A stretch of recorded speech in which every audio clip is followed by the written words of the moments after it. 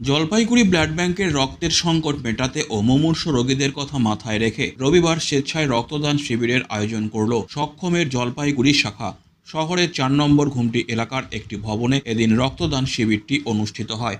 জলপাইগুড়ি সরকারি মেডিকেল কলেজের অধীন সদর হাসপাতালের চিকিৎসক সহ প্রতিনিধিরা শিবিরটি পরিচালনা করেন। এদিনের শিবিরে স্বতঃস্ফূর্তভাবে সংস্থার সদস্যরা সহ সাধারণ মানুষ রক্তদান করেন। এদিনের শিবির থেকে প্রায় ৪০ ইউনিট রক্ত টার্গেট রাখা হয়েছে বলে উদ্যোক্তারা জানিয়েছেন।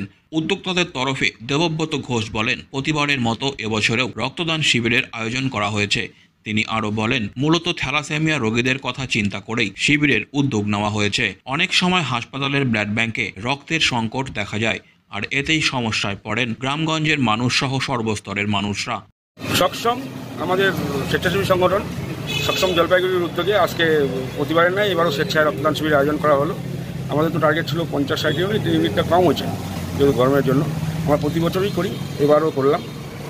এই সময় তো ব্লাড ব্যাংকে একটা রক্তের থাকে, রক্ত নেই, থ্যালাসেমিয়া পেশেন্টের জন্যই মূলত করা হয়েছে। থ্যালাসেমিয়া পেশেন্টের জন্য রক্ত সংকট চলছে ব্লাড ব্যাংকে। ব্লাড ব্যাংক থেকে শুনেই তারপরেই আমরা ডিসিশন নিলাম যে রক্তদান শিবির আগেবারও করেছি 17 সেপ্টেম্বর, এবার করলাম, আগে একটু করলাম। বলছি যে মানে 17 সেপ্টেম্বরটাকে কেন বেছে নিতেন? আমাদের এরকম না, আমাদের 4 আগস্ট, আজকে তো 4 আগস্ট, আগেরবার 17 টাইম পাওয়া যায় না। মেন ব্লাড ব্যাংকে যাই আমরা 3-4টা ডেট দেওয়া হয়, তারপরে ব্লাড ব্যাংক থেকে ডেট দেয়। আজকে কত ইউনিট এখনো পর্যন্ত? এখন পর্যন্ত 30 ইউনিট হয়ে গেছে। কতটা আশা করছেন? আশা 40-50 তো করছি, 40 তো এই জলপাইগুড়ি ব্লাড ডোনেশন যে ক্যাম্প রয়েছে সেখানে কতজন চিকিৎসক এসেছেন?